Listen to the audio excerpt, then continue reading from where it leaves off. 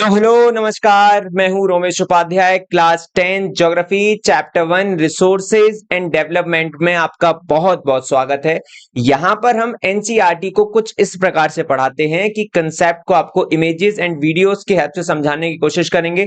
NCERT से यहां पर आप नोट्स मेकिंग भी कर सकते हैं और वर्ड बाय वर्ड एक्सप्लेनेशन भी आपको एनसीईआरटी का मिलेगा। तो आइए शुरू करते हैं। ये इस चैप्टर का पार्ट 2 है। तो देखिए, सबसे पहले एनसीईआरटी में क्या मेंशन है। पहला टॉपिक है आपका डेवलपमेंट ऑफ रिसोर्सेज। मेंशन क्या है, resources are vital for human survival as well as for maintaining the quality of life. यानी रिसोर्सेज बहुत ज्यादा आवश्यक होते हैं मनुष्यों के जीवित रहने के लिए, राइट, और क्वालिटी ऑफ लाइफ को मेंटेन करने के लिए। It was believe that resources as free gift of nature. देखिए, लोग ऐसा मानते हैं कि जो रिसोर्सेज हैं, जो नेचुरल रिसोर्सेज हैं, वो प्रकृति का एक फ्री गिफ्ट है। और इस वजह से करते क्या है कि ह्यूमन बींग्स इनडिस्क्रिमिनेटली यूज करते हैं रिसोर्सेज का, यानी बहुत बुरी तरीके से यूज करते हैं, उनको एक्सप्लॉइट करते हैं। जिससे होता क्या है, पर्यावरण में बहुत सारी प्रॉब्लम्स क्रिएट होती हैं। और क्या क्या प्रॉब्लम्स क्रिएट होती हैं, यहां पर एनसीईआरटी में 3 बेसिक प्रॉब्लम्स की चर्चा की गई है। देखिए, depletion of resources for satisfying the greed of few individual. तो यहां पर क्या होगा कि रिसोर्सेज का डेप्लीशन कर रहे हैं कुछ फ्यू इंडिविजुअल्स अपने लालच के लिए। मानिए कोई बहुत ज्यादा पैसे वाले आदमी है, वो क्या कर रहे हैं कि बहुत पॉल्यूशन क्रिएट कर रहे हैं। जैसे बड़ी बड़ी गाड़ियां खरीद रहे हैं, 10-15 गाड़ियां खरीद ली हैं, है ना, उनसे डेली जाते हैं। तो क्या हो रहा है, एनवायरमेंट में पॉल्यूशन क्रिएट हो रहा है। पैसा ज्यादा है, लालच है इतना कि बहुत सारी रिसोर्सेज को लीजिए, परचेज करिए और पर्यावरण को दूषित करिए। दूसरा क्या है, accumulation of resources in few hands. जैसे होता क्या है कि बहुत ज्यादा रिसोर्सेस, राइट, किसी एक पर्टिकुलर इंसान के पास है। ऑब्वियसली बात है, वो रिसोर्सेज का क्या एफिशिएंट यूज करेगा? बिल्कुल भी नहीं करेगा। वो रिसोर्सेज को बहुत अच्छी तरीके से यूज नहीं करेगा, बहुत बुरी तरीके से यूज करेगा। और उससे क्या होगा कि देखिए, सोसाइटी के अंदर एक तरीके से डिवीजन हो जाएगा 2 हिस्सों में, जिसको आप हैव्स एंड हैव्स नॉट बोलते हैं। ये आपका जो हैव्स एंड हैव्स नॉट का कंसेप्ट है, ये कार्ल मार्क्स का है, राइट। और इसको आप चाहे रिच एंड पुअर बोलिए, यानी एक प्रकार का ऐसा सेगमेंट होगा जिसके पास बहुत सारे रिसोर्सेज होंगे और दूसरे सेगमेंट जो कि पुअर सेगमेंट है सोसाइटी का, उसके पास सेगमेंट नहीं होंगे। जैसे इंडिया में यदि हम बात करें, बहुत से ऐसे लोग हैं जिनके पास अपने प्राइवेट जेट हैं, राइट, प्राइवेट हेलीकॉप्टर्स हैं। बट दूसरी तरफ उसी सोसाइटी में इस प्रकार के लोग भी हैं कि उनके पास अपनी बेसिक नीड्स के लिए भी पैसा नहीं है, घर नहीं है, रहने को जगह नहीं है, सैनिटेशन के लिए सुविधाएं नहीं है, राइट। तो क्या हो रहा है कि कुछ चंद हाथों में रिसोर्सेज चले गए हैं, तो उसकी वजह से सोसाइटी में डिवाइड हो रहा है। नेक्स्ट है आपका indiscriminate exploitation of resources has led to global ecological crisis. तो इससे क्या होगा, इकोलॉजिकल प्रॉब्लम्स आएंगी, जैसे जैसे global warming, right, ozone layer depletion, environmental pollution, land degradation. ये सारी समस्याएं क्यों होंगी?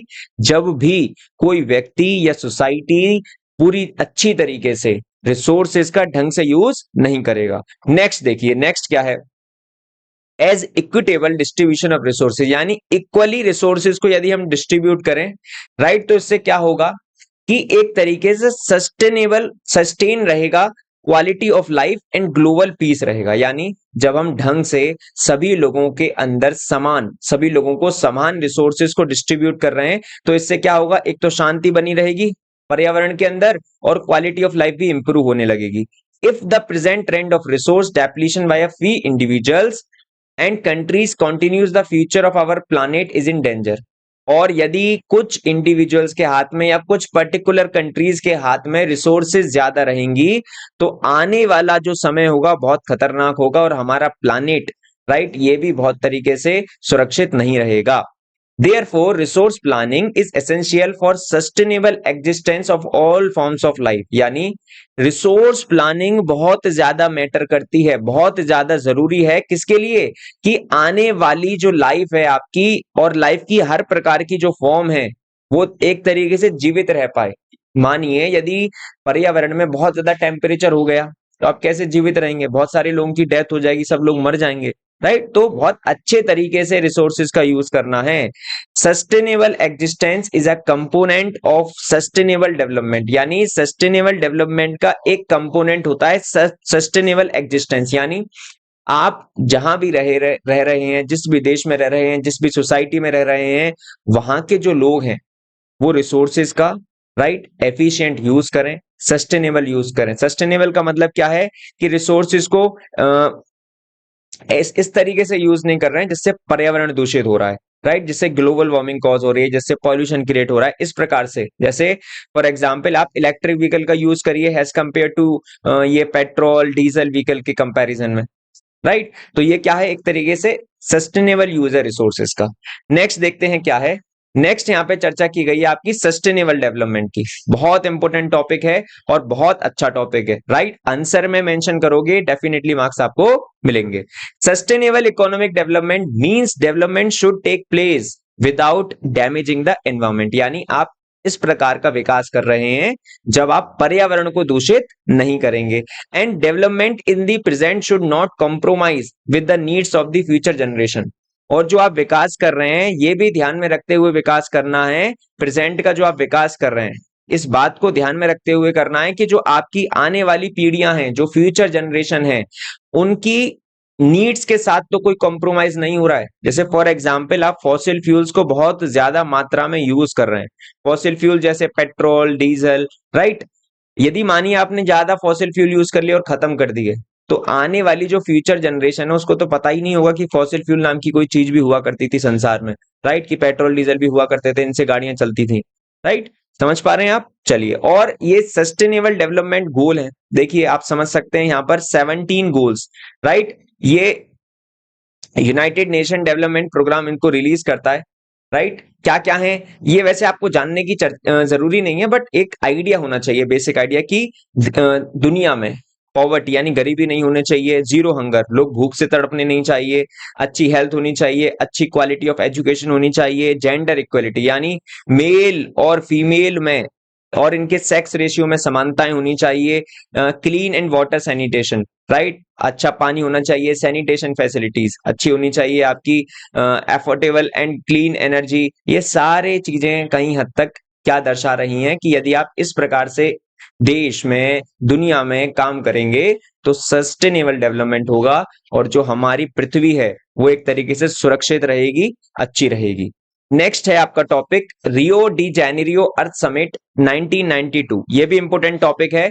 देखिए ये हुआ 1992 जून के अंदर और इसमें 100 से भी ज्यादा अलग अलग देशों, अब देखिए यहां पर ज्योग्राफी में स्टेट्स की बात हो रही है, तो स्टेट से आप ये मत समझ लेना कि मध्य प्रदेश राजस्थान गुजरात, यहां पर हम स्टेट्स को डिफाइन कर रहे हैं कंट्रीज से, राइट। यहां पर स्टेट कंट्री से डिफाइन किया जा रहा है, यानी देशों की बात हो रही है, यानी 100 देशों के हेड्स और इससे भी ज्यादा हेड्स, जैसे इंडिया के हेड कौन है, एक तरीके से प्राइम मिनिस्टर हो गए और जो नरेंद्र मोदी हैं आपके, तो अलग अलग देशों के प्रधानमंत्री या राष्ट्रपति कुछ भी बोलिए आप, वो इस समिट में आए मिले। और ये समिट हुई ब्राजील के अंदर, रियो डी जेनेरियो ब्राजील में एक जगह है उसका नाम है, राइट। और ये फर्स्ट इंटरनेशनल अर्थ समिट थी।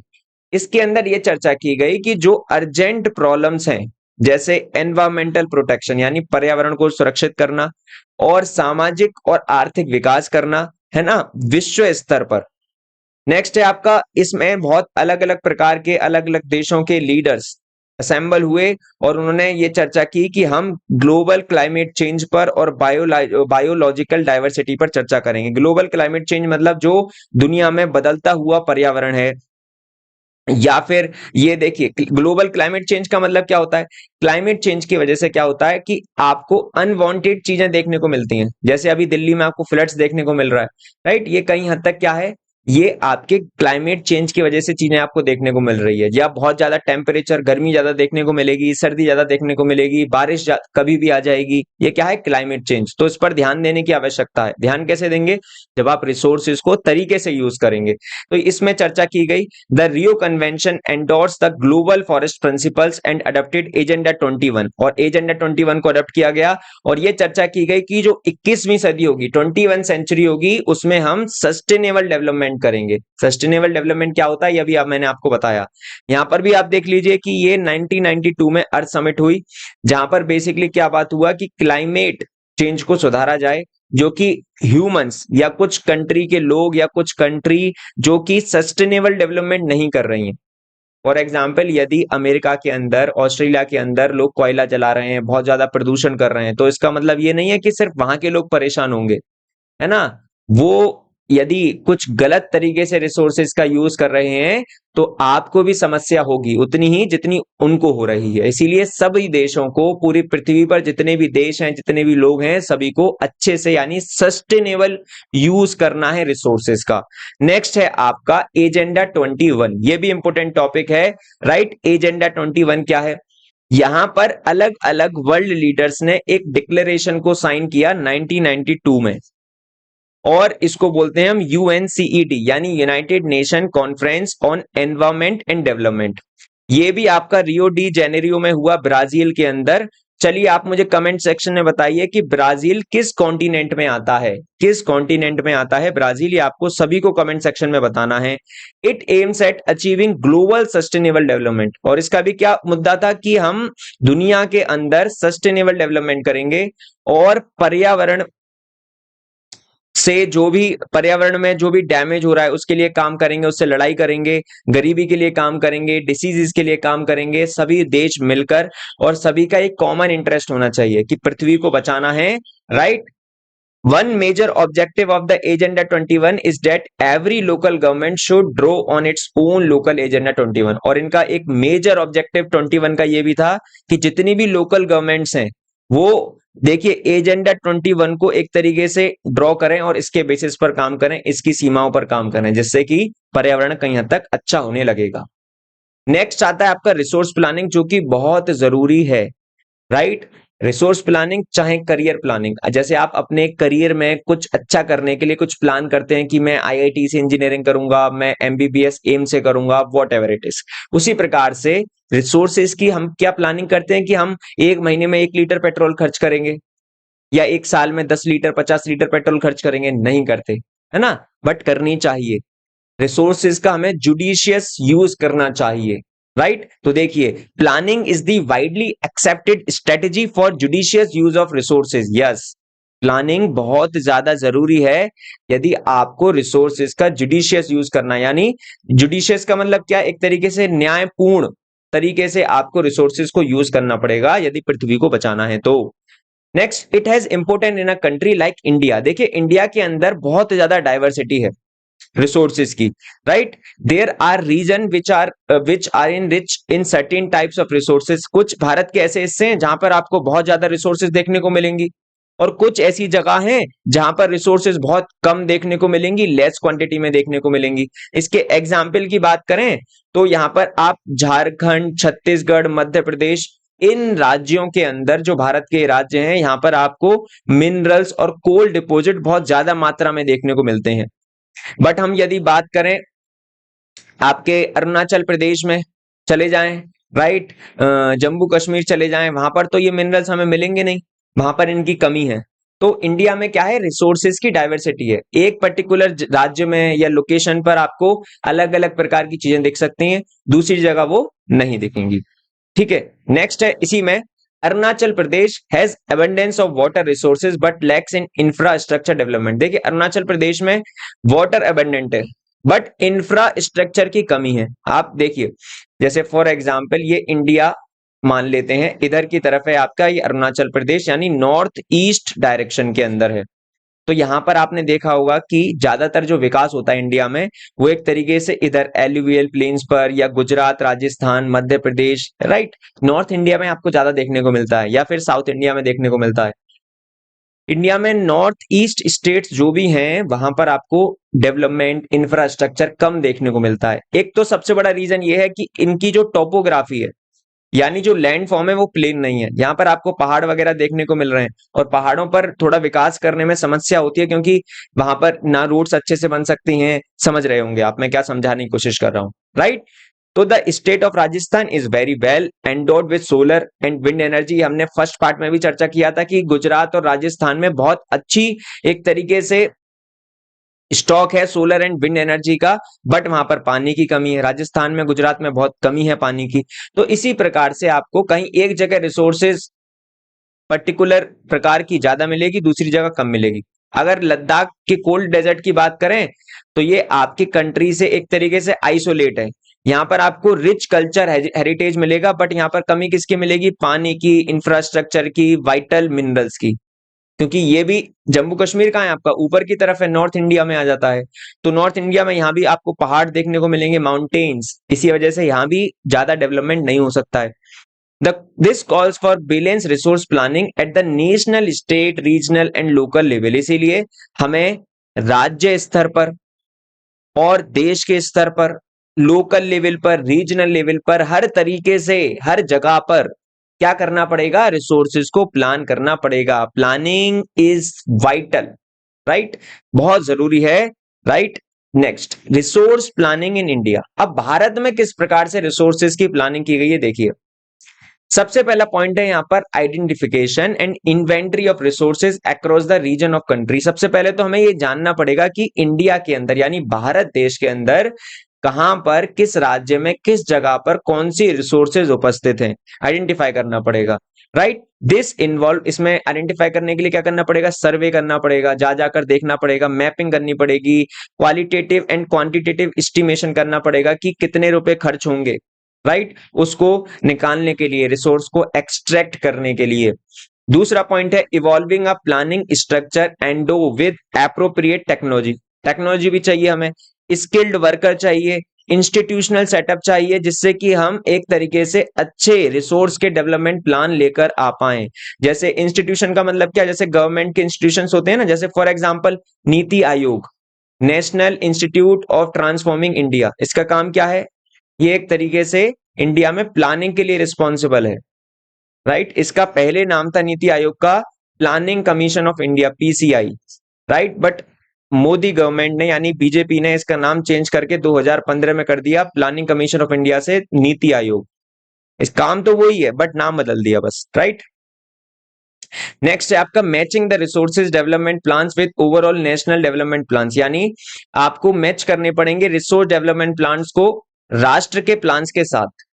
Next, India has made concentrated efforts for achieving the goal, और इंडिया कंटिन्यूअस एफर्ट्स कर रही है, अपना पूरी तरीके से 100% कोशिश कर रही है कि हम अच्छी तरीके से प्लानिंग कर पाएं। और देखिए, first 5 year plan launch after independence, और सबसे पहला प्लान आपका इंडिपेंडेंस के बाद ही चालू हो गया था, लागू हो गया था। The availability of resources is necessary condition for the development of any region. देखिए, कहीं भी किसी भी जगह का, किसी भी राज्य का आपको विकास करना है तो रिसोर्सेज की अवेलेबिलिटी तो जरूरी है। जैसे फॉर एग्जांपल, मानिए कहीं गांव है, तो गांव में आपको अच्छा बिजनेस करना है, अच्छा इंडस्ट्री करनी है, तो वहां पर आपको रोड्स तो बनानी पड़ेंगी ना। अगर आप रोड्स नहीं बनाएंगे तो ट्रांसपोर्टेशन अच्छा कैसे होगा। तो इसीलिए, और रिसोर्सेज जरूरी हैं डेवलपमेंट के लिए, right. But mere availability of resources in the absence of corresponding changes in technology and institutions may hinder development। But देखिए क्या होगा, हिंडर का मतलब होता है रुकावट है। बट आपको कुछ इस प्रकार से यूज करना है कि जो टेक्नोलॉजी या इंस्टीट्यूशंस का इस प्रकार से यूज करिए कि विकास का विकास हो जाए और पर्यावरण में कोई समस्या ना आए, प्रदूषण ना हो, ग्लोबल वार्मिंग ना हो, कुछ इस प्रकार से अच्छे से सेटलमेंट बिठाइए। There are many regions in the country that are rich in resources. India में यह भी हमने चर्चा कर लिया, बट वो इकोनॉमिकली बैकवर्ड रीजन्स हैं। जैसे हम बात करें, छत्तीसगढ़ में भी बहुत सारे ऐसे हिस्से हैं जो बैकवर्ड एरियाज हैं, मध्य प्रदेश में भी है, राजस्थान में भी है बैकवर्ड एरियाज। तो वहां पर हमें क्या करना पड़ेगा, वहां के लोगों के लिए, वहां के उस पर्टिकुलर एरिया के लिए विकास करना पड़ेगा, राइट। वहां पर एक तरीके से हमें इकोनॉमिक डेवलपमेंट करना पड़ेगा सोशल डेवलपमेंट के साथ, यानी सामाजिक विकास, आर्थिक विकास के साथ करना पड़ेगा। नेक्स्ट है आपका, यहां पर अब कॉलोनाइजेशन की बात चल रही है, राइट। थोड़ी सी चर्चा करेंगे अंग्रेजों की। जब अंग्रेज आए तो अंग्रेजों ने अपने देश के रिसोर्सेज को तो बेकार किया नहीं, क्या किया, इंडिया के रिसोर्सेज को ले जाकर यहां से एक्सट्रैक्ट कर करके चले गए, वो लेकर कहां, यूरोप, राइट। तो इंडिया के बहुत सारे रिसोर्सेज को उन्होंने क्या कर दिया, खराब कर दिया। तो वही चर्चा की गई है कि the history of colonisation reveals that rich resources in colonies were the main attraction for the foreign invaders. तो जो बाहर से इन्वेडर्स आते थे, राइट, उनका मेन कारण क्या था कि रिसोर्सेज इंडिया में बहुत अच्छी खासी पाई जाती थी। It was primarily the higher level of technological development. और देखिए अब क्या होगा कि अच्छा खासा टेक्नोलॉजिकल डेवलपमेंट था, कहां पर, यूरोपियन कंट्रीज में। और जो यूरोप तो वैसे भी शुरुआत से ही थोड़ा सा डेवलप्ड रहा है, यहाँ पर टेक्नोलॉजी रिसोर्सेज अच्छे से मतलब लोग जानते हैं, यूज करना भी जानते हैं। तो इन्होंने क्या किया, एक्सप्लॉइट किया रिसोर्सेज का, राइट। और इनका थोड़ा राज था देश में, सेना भी थी इनकी, तो अच्छे से यूज कर पा रहे थे चीजें। Therefore resources can contribute to development only when they are accompanied by appropriate technological development and institutional changes. तो देखिए क्या होगा कि रिसोर्सेज कंट्रीब्यूट करेंगी डेवलपमेंट के लिए, बिल्कुल करेंगी, बट आपको क्या करना है कि एप्रोप्रिएट टेक्नोलॉजिकल डेवलपमेंट करना है, राइट। जैसे अभी फॉर एग्जांपल अलग अलग प्रकार की टेक्नोलॉजी आ गई है, जैसे हमें कहीं लैंड सर्वे करना है, यानी लैंड को सर्वे करना है, देखना है कि लैंड कैसा है, यहाँ पे कल्टीवेशन होगा, खेती हो सकती है कि नहीं हो सकती है। पहले क्या करते थे लोग, जा जाकर देख सकते थे, जाके देखते थे। अब क्या है, अब ड्रोन से आप देख सकते हैं 2 मिनट में, है ना। ड्रोन उड़ाइए हवा में, मैपिंग करिए, 2 मिनट में मैपिंग हो जाएगी, राइट। अब यहाँ पर ड्रोन से क्या होगा, आप उसको हवा में उड़ा रहे हैं, राइट। एक तो आप ट्रांसपोर्टेशन से नहीं जा रहे कि साइकिल, सॉरी साइकिल नहीं, कार से, बाइक से जाते थे तो पेट्रोल जलता था, उससे पर्यावरण दूषित होता था। अब एक तरीके से क्या है, टेक्नोलॉजी की मदद से हम क्या कर रहे हैं, एक तरीके से विकास तो कर रहे हैं, बट ऐसा विकास कर रहे हैं जो सस्टेनेबल है, जिससे पर्यावरण दूषित नहीं हो रहा है। तो इंडिया ने अलग अलग फेजेस को एक्सपीरियंस किया है जब अंग्रेज हमारे ऊपर राज कर रहे थे। Therefore in India development in general and resource development in particular does not only involve the ability of resources but also the technology, quality of human resource and historical experiences of the people। देखिए, तो यहां पर बहुत अच्छी बात लिखी हुई है कि टेक्नोलॉजी के साथ साथ ह्यूमन रिसोर्सेज की क्वालिटी को भी इंप्रूव करना पड़ेगा, क्योंकि बहुत ज्यादा परेशान किया था अंग्रेजों ने हमको। नेक्स्ट है कंजर्वेशन ऑफ रिसोर्सेज, यानी रिसोर्सेज को कैसे बचाया जाए, कैसे कंजर्व किया जाए। तो रिसोर्सेज मैंने आपको बताया कि डेवलपमेंट के लिए बहुत ज्यादा जरूरी है, बट इरेशनल कंजप्शन, इरेशनल मतलब जो तार्किक नहीं है। आप बहुत मतलब ऐसा कर रहे हैं कि आपको जरूरत, जैसे फॉर एग्जांपल आपको 1 लीटर पेट्रोल में आपका काम हो सकता है ना, बट आप यूज कर रहे हैं, घूम रहे हैं, फिर रहे हैं, है ना, 10 लीटर यूज कर रहे हैं, तो ये क्या हो गया, एक तरीके से इरेशनल यूज हो गया। तो इरेशनल यूज नहीं करना है, इरेशनल कंजप्शन नहीं करनी है, ओवर यूटिलाइज भी नहीं करना है रिसोर्सेज का। जैसे मानिए फॉर एग्जाम्पल आप किसी रूम में बैठे हैं, तो वहां पर कोई बैठा, वहां पे बैठे थे, आपने लाइट जलाया, फैन जलाया, एसी चलाया, वहां से उठ के चले गए, बंद नहीं किया उनको, ये क्या हो रहा है, एक तरीके से अब जो लाइट बन रही है इंडिया में वो बेसिकली किससे बनती है, कोल से, इलेक्ट्रिसिटी, लाइट नहीं इलेक्ट्रिसिटी, राइट।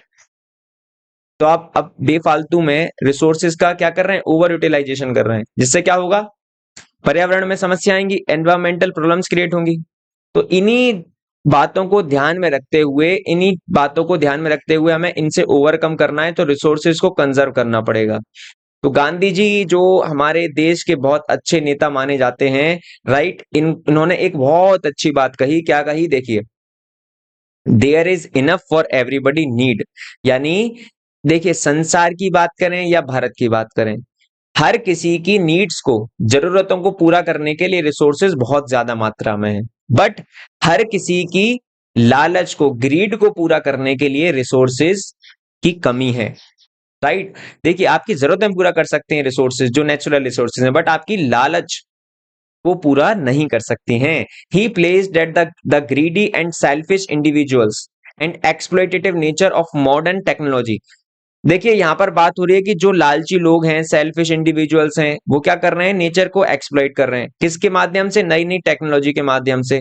इसी वजह से पूरी पृथ्वी पर ग्लोबल लेवल पर रिसोर्सेज का डेप्लीशन हो रहा है, और ये अगेंस्ट है किसके, मास प्रोडक्शन के। जैसे अभी क्या होता है कि इंडस्ट्रीज हैं, इंडस्ट्रीज किसी भी पर्टिकुलर ऑब्जेक्ट का, किसी भी थिंग का मास प्रोडक्शन करते हैं। जैसे चाइना, चाइना के गुड्स इतने चीप क्यों होते हैं, क्योंकि वो हर गुड्स एंड सर्विसेज को मास प्रोडक्शन करते हैं, बहुत ज्यादा मात्रा में प्रोड्यूस करते हैं, इसलिए उनके गुड्स एंड सर्विसेज थोड़े चीप होते हैं as compare to other countries, right. तो यहां पर गांधी जी मास प्रोडक्शन के अगेंस्ट थे, राइट। इससे क्या होता है, रिसोर्सेज का डेप्लीशन होता है। नेक्स्ट है आपका आवर कॉमन फ्यूचर, इसकी चर्चा हो रही है। तो at the international level the club of Rome advocated resources. तो क्लब ऑफ रोम एक संस्था है जिसने रिसोर्सेज के कंजर्वेशन को एडवोकेट किया, है ना, यहां पर 1968 में। सब्सिक्वेंटली 1974 में गांधीयन फिलोसफी एक बार प्रेजेंट की स्क्यू मैकर ने, और इन्होंने अपनी किताब थी इनकी एक, in his book small is beautiful, यानी कम बहुत सुंदर है। The seminal contribution with respect to resource conservation, basically बात क्या हो रही है कि रिसोर्स कंजर्वेशन की, और ये एक रिपोर्ट आती है ब्रिटलैंड कमीशन रिपोर्ट, इसमें भी चर्चा की गई किसकी, सस्टेनेबल डेवलपमेंट की। बात यही है कि डेवलपमेंट करना है सस्टेनेबल, और देखिए जो भविष्य है वो हम सबका एक है, क्योंकि पृथ्वी तो एक ही है, और इस पृथ्वी पर चाहे कोई देश का आदमी हो चाहे कोई राज्य का हो, सभी इसी पृथ्वी पर रह रहे हैं। तो इस पृथ्वी को अच्छा बनाना, सुरक्षित बनाना, पर्यावरण अच्छा करना, ये सब हमारी ही जिम्मेदारी है। इसके लिए अलग अलग कमीशंस आते रहते हैं, रिपोर्ट आती रहती हैं, बट उसका बहुत से लोगों पर प्रभाव नहीं पड़ता है, बहुत से देशों पर प्रभाव नहीं पड़ता है। अब ये जो टॉपिक है आपका लैंड रिसोर्सेज, इसको हम पार्ट 3 में डिस्कस करेंगे, राइट। आशा करता हूं ये वीडियो आपको बहुत अच्छी लगी होगी, यहां से बहुत ज्यादा कुछ सीखने को मिला होगा, और यदि अच्छी लगी है तो प्लीज वीडियो को लाइक कर दीजिएगा, शेयर कर दीजिएगा, चैनल को सब्सक्राइब कर दीजिएगा, और पार्ट 3 भी आपको बहुत जल्द ही मिल जाएगा। और यदि कोई आपकी डाउट है, कोई क्वेरी है, तो जरूर कमेंट सेक्शन में मेंशन करिए, उस डाउट, उस क्वेरी को रिजॉल्व करने की पूरी कोशिश करेंगे। धन्यवाद।